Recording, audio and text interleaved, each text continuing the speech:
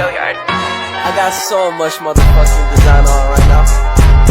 Break it down, bring it back, make it clap. I got 3 old thoughts, new block, where that thing. Bitches on my line, and you know. Definisi dan prinsip sistem keuangan Islam, keuangan adalah senjata politik, sosial, dan ekonomi yang ampuh di dunia modern. Ia berperan penting tidak hanya dalam alokasi dan distribusi sumber daya yang langka, tetapi juga dalam stabilitas dan pertumbuhan ekonomi. Karena sumber-sumber lembaga keuangan berasal dari deposit yang diletakkan oleh bagian yang representatif, mewakili seluruh penduduk, cukup rasional, kalau ia juga dianggap sebagai sumber nasional. Keuangan Islam adalah sebuah sistem yang bersumber dari Al-Quran dan Sunnah, serta dari penafsiran para ulama terhadap sumber-sumber wahyu tersebut. Dalam berbagai bentuknya, struktur keuangan Islam telah menjadi sebuah peradaban yang tidak berubah selama 14 abad.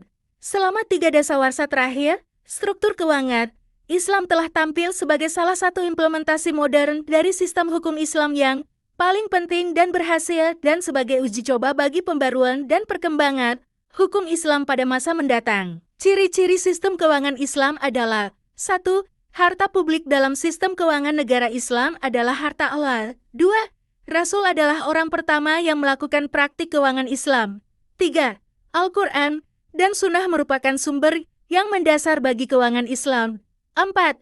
Sistem keuangan Islam adalah sistem keuangan. Prinsip Islam dalam sistem keuangan yaitu 1.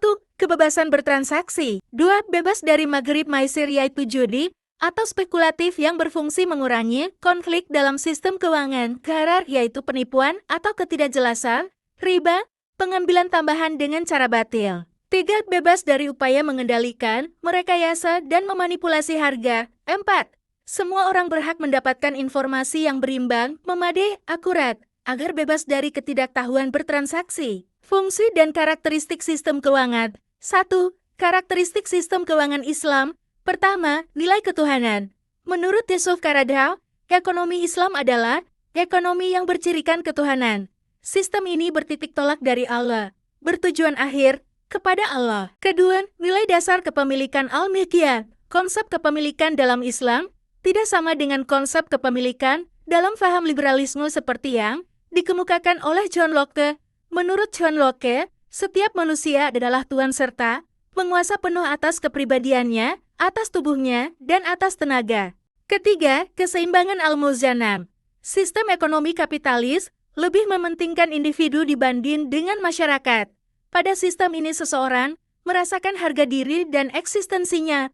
Orang diberi kesempatan untuk mengembangkan segala potensi dan kepribadiannya. Tujuan dan fungsi paling fundamental dari sistem keuangan Islam. 1. Kesejahteraan ekonomi yang menyeluruh berdasarkan full employment dan tingkat pertumbuhan ekonomi optimum.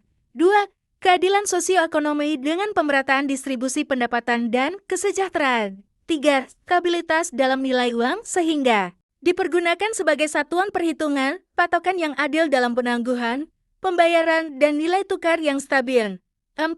Mobilitas dan investasi tabungan bagi pembangunan ekonomi dengan jaminan pengembalian yang adil dan prospektif. 5. Penagihan yang efektif dari semua jasa dan produk perbankan.